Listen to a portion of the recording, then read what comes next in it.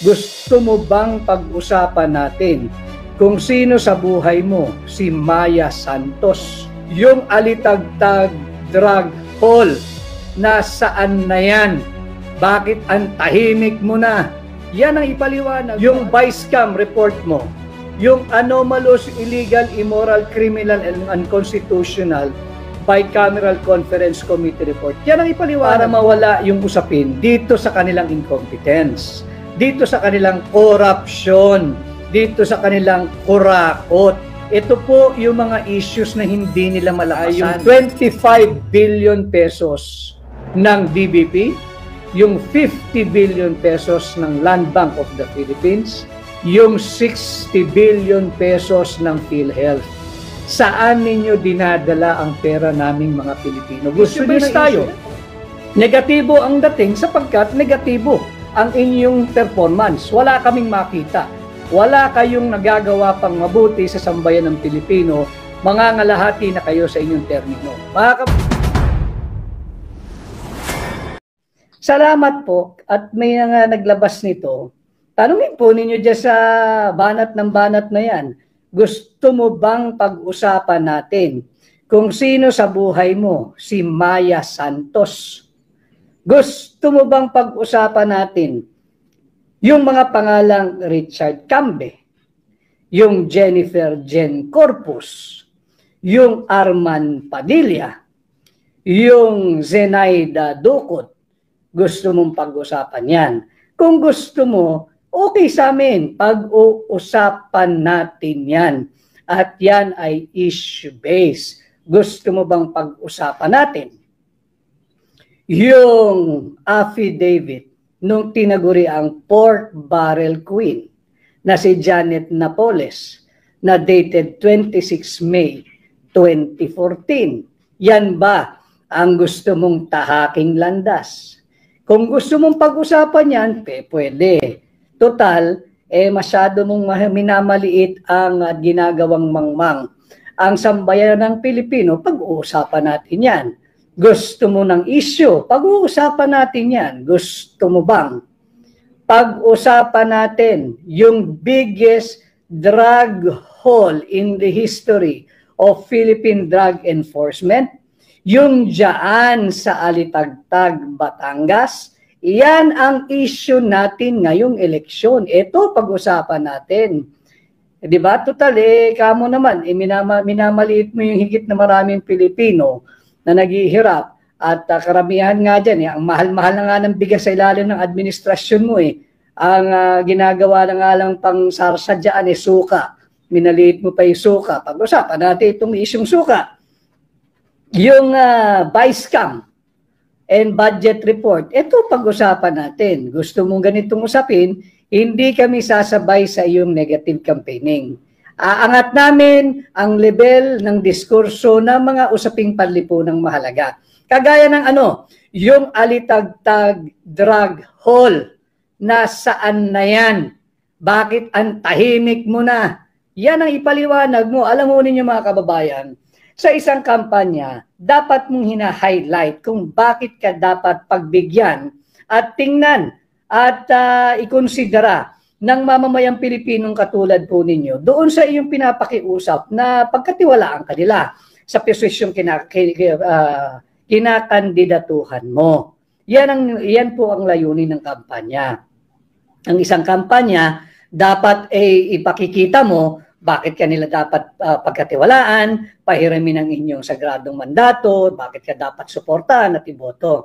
Hindi yung makapanira ka. Naiintindihan ho natin siya sapagkat wala siyang masabing continuity ng kanyang programa. Wala naman siyang nasimulan Wala siyang nasimulang programa. Pag-usapan natin ang issue. Sa issue pa lang yung vice cam report mo, yung anomalous, illegal, immoral, criminal, and unconstitutional bicameral conference committee report. Yan ang ipaliwanag mo.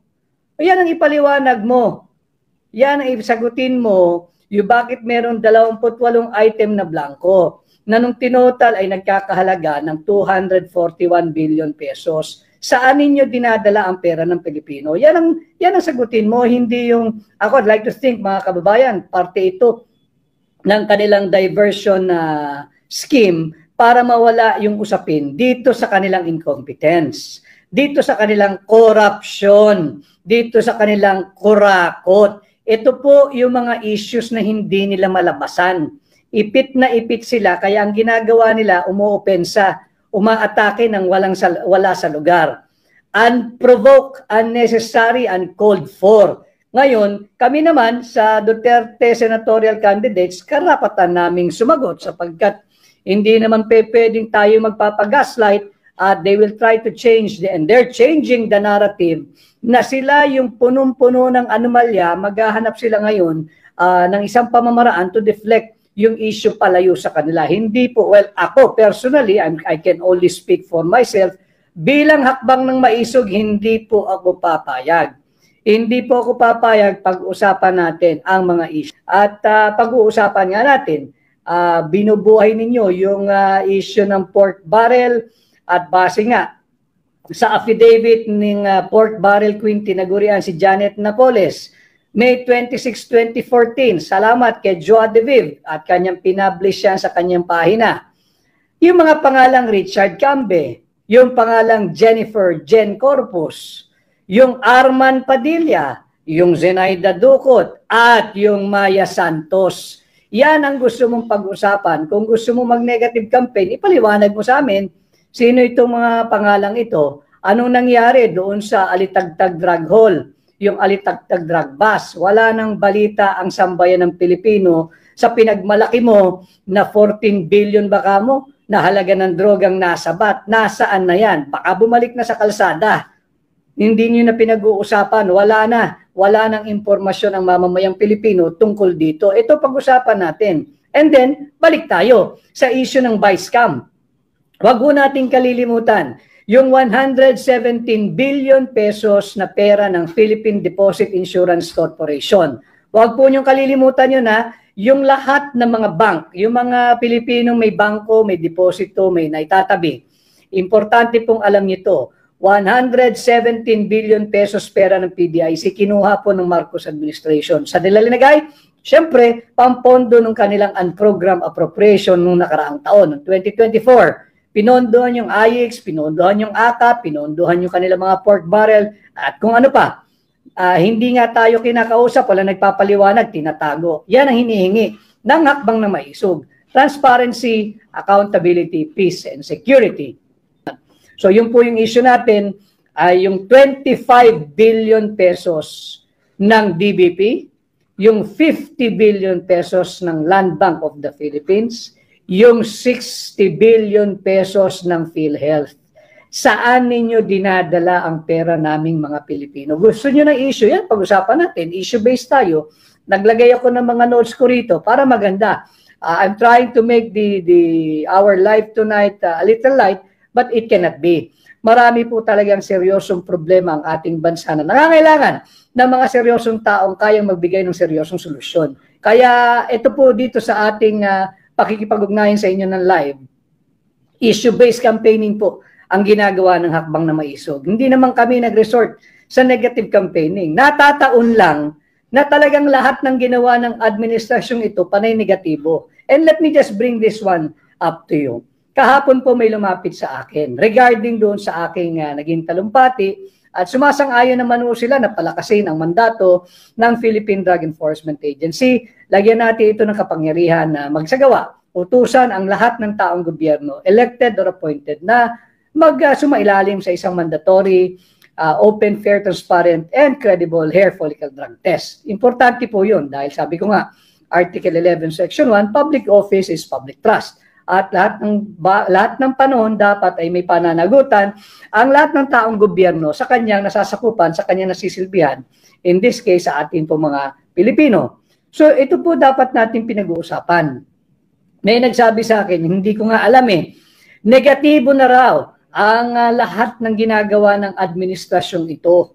Minsan lang silang may pag-asang magpositibo, tumanggi pa sumailalim sa drug test. Ayun nga rin ho ang hindi ko maintindihan Negatibo na sila sa lahat ng ginagawa nila, tsansa na magpositibo, tumanggi pa. So gusto ninyong issue-based, gusto ninyong sagutin namin. Yung inyong mga negative campaigning, sasagutin natin. Basta tanda lang din kayo. Nasaan yung 500 billion flood control funds? Nasaan? Yan, sagutin nyo yan. Hindi negative campaigning to, issue-based ito.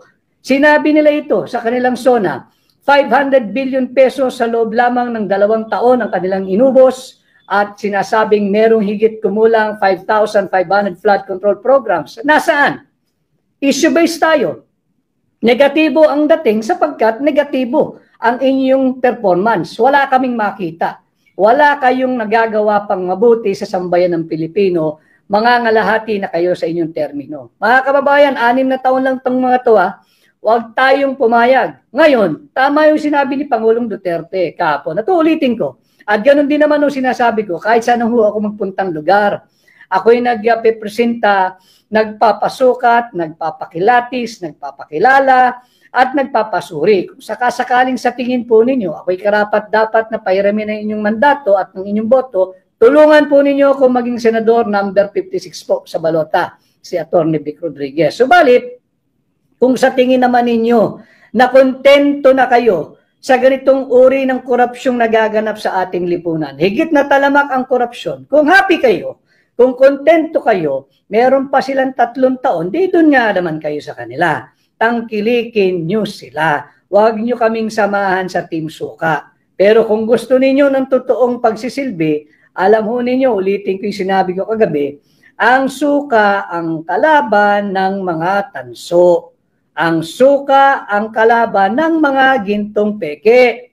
At ang suka ang kalaban ng mga mambubutol. So, kung sa tingin ninyo na mas mababa ang droga at mas mababa ang kriminalidad dito sa administrasyong ito, di yung 3 taon, bigay pa ninyo uli sa kanila. Tangkilikin nyo yung kanilang grupo. Pero kung naniniwala kayo na higit na mahirap ang buhay ngayon, walang trabaho, underemployment, unemployment, mataas ang inflation, mataas ang kriminalidad, laganap muli ang droga, hindi safe ang ating kalsada, dito po kayo sa Duterte senatorial candidates. Andyan po kami kagabi, nagpakita po kaming lahat, kompleto kami, pakitulungan niyo po kami. And then, back to the issue again, 500 billion pesos flood control funds ginamit nila. Nasaan? Gusto niyong pag-usapan ang issues natin, panagutin po natin sila. Anong nangyari doon sa flood control funds? 200 inosenteng Pilipino, 200 inosenteng Pilipino nalunod sa baha dahil ninakaw yung pera para sa flood control programs. Huwag po niyong kalilimutan yan. Iyan ay isang katotohanan. 200 inosenteng Pilipino pagnanakaw ng pondo na para sana ay sa flood control funds. Yan ang ating pag-uusapan. Pati po yung 25 tonelada ng ginto na reserve ng Central Bank natin, ng Bangko Sentral ng Pilipinas, nagbenta sila. Hindi malinaw. Kanino nila binenta? Wala hong sagot sila rito. Wala pong transparency. Kanino nila binenta? Importanteng malaman natin kanino nila binenta at magkanong halaga nila binenta o magkano man ang bentahan dyan per ounce, per kilo, per ton. Kinakailangan alam natin dahil baka naman nagisa na naman tayo sa sarili nating mga mantika. Yung ginto, baka sila rin ang bumili. Ibinenta ng Bangko Sentral kung kani-kanino na sila lang din pala. Hindi po yung Bangko Sentral, itong mga korap sa gobyerno. At baka sweetheart deal pa yan, bagsak ang presyo. Ito yung mga pananagutan dapat nilang ipaliwanag. Kaya nga lagi ko sinasabi, issue-based campaigning tayo. Pag-usapan natin ang issue. Nasaan yung 25 toneladang ginto na reserve ng Bangko Sentral ng Pilipinas? Kanino ninyo binenta at magkano ninyo binenta? Dahil sigurado tayo, kung ngayon papalitan yung 25 toneladang ginto na ibinenta nila, abonado pa ho ang Republika ng Pilipinas. Abonado pa ho tayo, mangungutang na naman yan. Bakit? Higit pong mataas ang presyo ng ginto ngayon sa bentahan o sa merkado. wala po tayong mabibiling 25 tons ng ginto sa halagang pinagbentahan nila last year. Yan ay isang katotohanan. Dapat nila ipaliwanag yan. Saan nila dinadala ang pera nating mga Pilipino? At pag-usapan natin yung issues. Ano nang nangyari? Wala pong ibinunga. Yung kanyang excessive foreign trips. Yung kada biyahe ng biyahe, natandaan po nyo yan, unang 2 taon sa pwesto, biyahe ng biyahe, ang naiwi, pangako. Ang naiwi, pledges. Ang pledges po, pangako ho yun, hindi po kwarta yun. Hindi po pera yun, hindi po investment yun. Pangako lang ho yun. At syempre, kinakailangan i-justify ng mga iba't ibang departamento. Marami daw na pirmahan na MOU. Alam ho ninyo, ako'y naging aktibo sa practice, sa pribado, yung MOU, pagka mayroong mga pagpupulong na malalaking negosyante, lumilipad ho ang MOU. Kinakailangan ma-justify bakit ka nagpunta doon sa lugar na yun eh. Sa kumpanya mo, sa business partner mo, para may maikwento ka. Nagpirmahan kami ng MOU. Pero yung MOU ho, wala pong halaga yun, wala pong meaning yun. Memorandum of Understanding. Why do you have to reduce your understanding into a memorandum form? Eh kung nagkaintindihan na nga kayo. Common sense yun. Kung tayong dalawa nagkaintindihan, ba't kailangan natin isulat? Hindi pa naman agreement yan. Nagkaintindihan lang tayo, nagkaigi tayo. Pero wala pong visa yan. Hindi naman enforceable ang Memorandum of Understanding. Ang ibig sabihin lang ng MOU, nagkaigi tayo, nagkasundo tayo na pagdating ng araw ay maghahanap buhay tayong dalawa. Kung darating yung araw na yon. Pag hindi, wala hong MOA, walang investment, walang foreign direct investment, wala pong mamumuhunan na papasok sa ating bansa. Yan po yung panimula ng kanilang pambubudol diyan sa kanyang excessive foreign trips. Issue-based huli ang ating kampanya. Ang EDCA bases, nagkalat po ang US military bases dito sa ating bansa. Nagkalat po yan. At makikita naman natin sa dalawang pananalita na niya sa kanilang ginagawang rally, tinataas po niya yung intensity ng anti-China rhetoric niya. Kitang-kita natin, gigil na gigil sa bansang China na yung miyembro daw ng Duterte senatorial candidates ay pro-China. Nakalimutan niya kasi na ang number 1 source ng ating imported products ay China. Inaaway niya ang China. Totoo po yun. Ang number 1 source of our export, yung export destination po natin, number 1 pa rin ang United States. Kaya nga, parehong mahalaga itong mga higanting ekonomiyang ito. Pero hindi ka dapat makipag-away sa bansang China. And fact of the matter, hindi ba nung kumakandidato ka noong 2021 at noong 2022, ang takbuhan mo ay yung mga Filipino-Chinese na tumutulong sa atin nun? O bakit ngayon galit na galit ka sa China? At sinasabi mong pro-China ang Duterte senatorial candidates. But sinasabi mo na si Pangulong Duterte ay pro-China? Hindi siya pro-China, he is pro-Filipino. Ang interes si Pangulong Duterte, interes ng Pilipino. Binalanse niya yung impluensya ng Amerikano, binalanse niya yung impluensya ng bansang China dito sa atin sa Pilipinas. At hindi po siya pro-China. Lalo hindi rin siya pro-US. Siya po ay pro-Filipino. At maintindihan din naman natin yung spin na yan dahil alam po ninyo, itong mga kaibigan nating Amerikano, hindi rin mo rin naman matatanggal sa kanila yung kanilang may tuturing mo sigurong hinagpis kay Pangulong Duterte sapagkat ito nalalaman nito mga taga-Samar. Tatandaan po nyo yung ginawang howling wilderness, hinunog yung Samar nung isang colonel, si Colonel Smith. Sinunog yung Samar dahil nga po, di ba, nagkaroon ng bakbakan dyan noong panahon ng Amerikano at gadigma ang Pilipino. At kinuha nila yung Balangiga Bells. Yung Balangiga Bells, ito po ay ginawa nilang trophy. Trophy na ipinapakita nila na tinalo nila ang Pilipino. Maraming Pilipino, if I'm wrong, his name I think is Colonel Jacob Smith. Nasa kasaysayan po yan. Ang utos ni Colonel Smith noon, dahil natalo nga sila, ang utos niya sa kanyang mga sundalo, higit akong matutuwa kung mas marami kayong Nasa history book po yan. At ang kanyang kautusan, lahat ng pakikita niyong Pilipino na nag-edad 10 10 years old pataas, yan ang utos niyan. Wala rin naman sanction ng Amerika dyan sapagkat yung Colonel Smith to, yung ginawa niyang Howling Wilderness, yung Samar, naman Colonel na-promote pa yan as a general. Yan ang katotohanan. Kaya hindi mo matanggal sa ating matagal ng alyado at kaibigan na Estados Unidos. Yung iilan lang naman dyan, hindi lahat. Dahil pinasauli ni Pangulong Duterte yung Balangiga Bells. Di nila matanggap yun. Bakit naman hindi nyo matanggap? Amin yun. Diba? Ginawa ninyong war booty.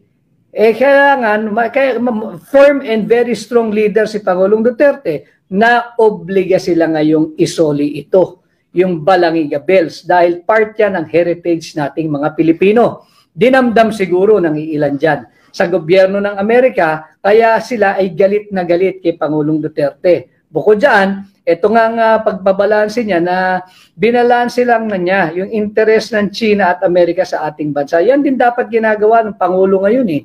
Yan ang dapat niyang ginagawa sapagkat alam nyo, we are so situated in a very strategic position. Dapat nga tayo gitna ng mga yan eh. Tayo nagdidikta, anong gusto mo China, anong gusto mo US, halika kayong dalawa rito. Pagkakasunduin ko kayo, huwag nyo akong diktahan. Dahil itong lugar na inyong pinagtatalunan, nasa akin yan eh. Yung napaka-importanting maritime zone, yung sa South China Sea. Yan ang ating pinag-uusapan dapat. Issue-based. Ang nangyayari, naglipa na po ang US military bases sa Pilipinas. Kahit ano pong tawag nyo dyan, tawagin ninyong EDCA, tawagin ninyong Visiting Forces Agreement, base militar po ng Estados Unidos yan. Hindi makatungtong ang mga Pilipino, hindi makatungtong ang tropang Pilipino dyan sa espasyo ng lupa na ino-occupy sa kasalukuyan ng US military troops, facilities, and kung ano-ano pa nilang kagamitan. So yan po ang katotohanan. Yan ang issue ngayong eleksyon, pag-usapan natin. Dapat yan kasi balanse yung approach natin sa ating pakikipag-ugnayan sa Amerika at sa China. Hindi tayo dapat sunod-sunuran dito sa Amerikano. Hindi tayo dapat sunod-sunuran. Ano na bang naibigay nila sa atin? Pinagamit mo yung base militar natin na libre. Pinagamit mo ng libre. Eh kung nagpagamit ka na lang, sana ginamit mo na lang din sila. Singilin mo. Kailangan natin ng pera eh. Tapos pagka sila nag-i-extend ng tulong in the form of a loan assistance. Loan pa rin yung utang ho yun. Tayo magbabayad nun. Pag-usapan natin issue-based campaigning, issue-based tayo. Kaya lang talaga magne-negative ang Administrasyong Marcos sapagkat wala pong ginagawa ito para sa kapakanan nating mga Pilipino.